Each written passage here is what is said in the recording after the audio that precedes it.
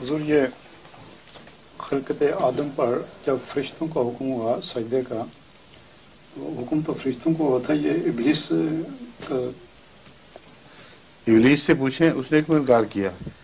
اس سے پوچھا ہی نہیں تھا، اس نے حضور کیسے انکار نہیں کیا؟ نہیں، ابلیس نے کیا انکار.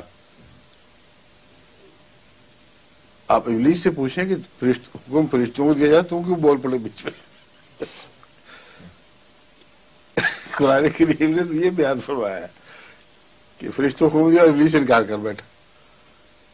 صاف پتہ چلتا ہے کہ اس وقت خدا تعالیٰ نے یہ نہیں فرمایا کہ تم نے تو بولا ہی تھا تو ہٹو ایک طرف، تم کون ہوتے بیچ میں دخل دینے والے.